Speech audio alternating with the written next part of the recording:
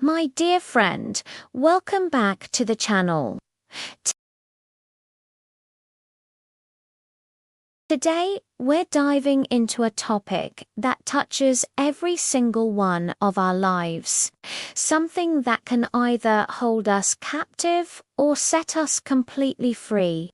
We're talking about the power of forgiveness, and we'll be looking at it through the lens of a powerful story Jesus told in the Gospel of Matthew, chapter 18. Have you ever been wronged? I mean, truly hurt by someone? Maybe it was a betrayal from a friend, a harsh word from a family member, or an injustice that just seems impossible to get over. It's a heavy weight to carry, isn't it? That feeling can sit in your chest, replaying the scenario over and over. It's in those moments that the question of forgiveness comes up, and it's not an easy one. In Matthew 18, Peter, one of Jesus' closest disciples, comes to him with a question. He asks, "Lord, how often shall my brother sin against me, and I forgive him? As many as 7 times?" Now, Peter probably thought he was being generous. In the religious tradition of the day, forgiving someone 3 times was considered the standard. So, 7 times, that felt like going above and beyond. But Jesus' answer completely shatters that expectation. He says, "I do not say to you 7 times, but 77 times. Some translations say 70 times 7. Either way, the message is clear. Jesus isn't giving us a new number to count. He's telling us that forgiveness isn't about keeping score. It's about a radical, limitless attitude of grace.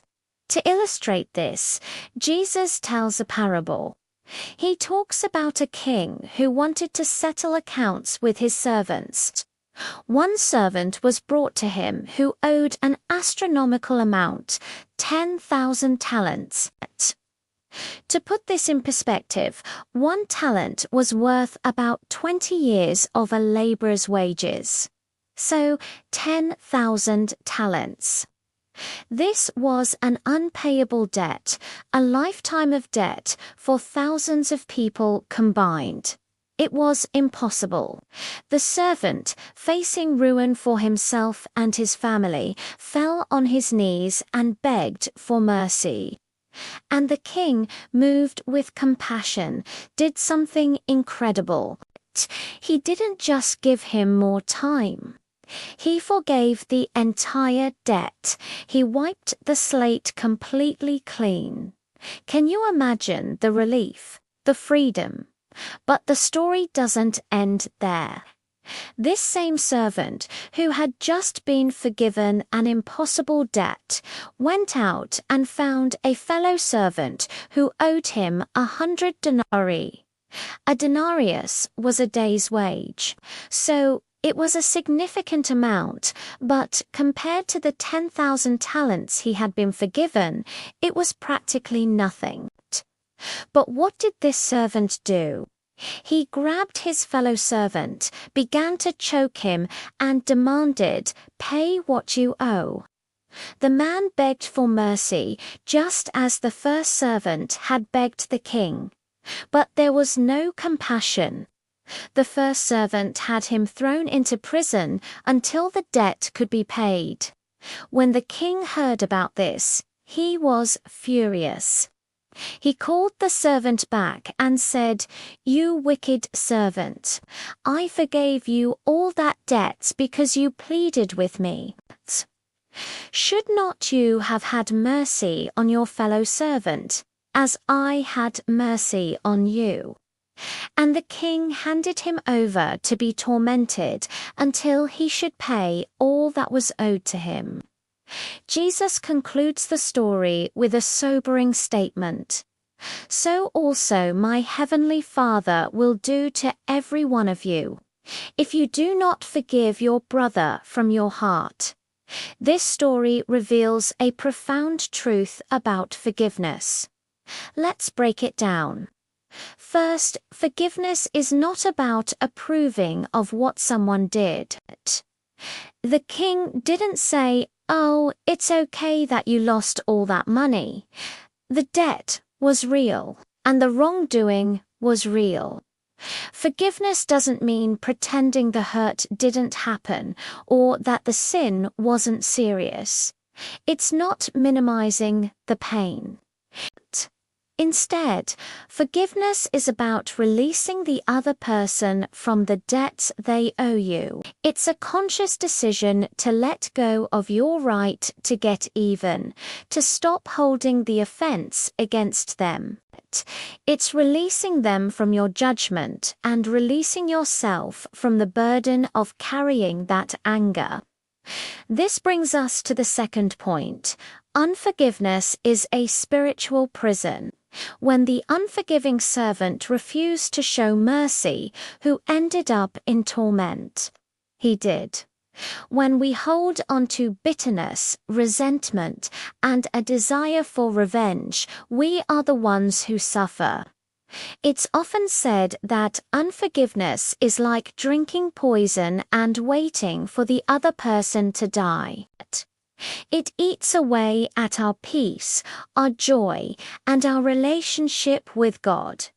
It builds a wall around our hearts, and nothing good can grow in that soil of bitterness. It keeps us chained to the past, replaying the hurt over and over again.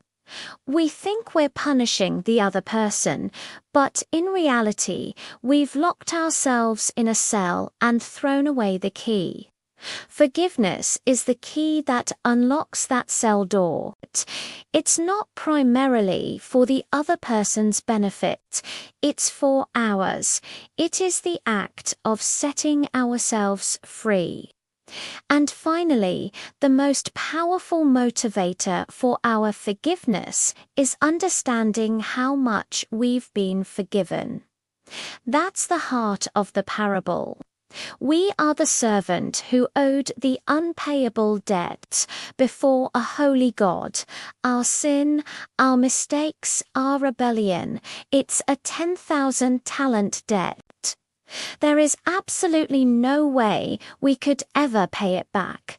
But God, like the compassionate King, saw our desperate state, and through the sacrifice of his Son, Jesus Christ, on the cross, he did the unthinkable. He forgave our entire debt. He cancelled it. He wiped the slate clean. Colossians 2:13-14 says, "And you, who were dead in your trespasses, God made alive together with him, having forgiven us all our trespasses, by cancelling the record of debt that stood against us with its legal demands. This he set aside, nailing it to the cross." When we truly grasp the magnitude of that grace, how can we turn around and hold a grudge against someone else for their 100 denarii debt against us? Our hurt may be real and significant, but compared to the offense, our sin is against a perfect God. It pales in comparison. Christ has freely and completely forgiven us. So we must, in turn, do likewise. Our forgiveness of others is the natural, grateful response to the overwhelming forgiveness we have received from God. It's not about earning God's forgiveness, it's about reflecting it. Forgiving from the heart, as Jesus says, is not easy. It's a process. It often requires prayer, asking God to help us see the other person through his eyes and to give us the strength to let go. It means choosing to cancel the debt every time the memory of the hurt comes back up. It's a battle, but it's a battle for your own freedom and your own heart. So, who do you need to forgive today? Is there a name, a face, a situation that comes to mind? Are you holding on to a debt, keeping score in a ledger in your heart? I want to encourage you today to reflect on the immense grace God has shown you. Remember the 10,000 talents. And in light of that amazing grace, ask God for the strength to release that 100 denarii debt you reholding against someone else. Unlock the prison door. Step out into the freedom and peace that comes from a forgiving heart. It's the path to healing, not just for them, but for you. Thank you so much for joining me today. I hope this message has been an encouragement to you.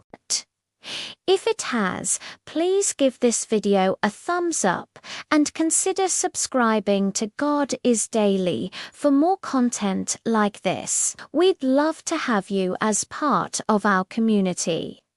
Until next time, walk in grace and freedom.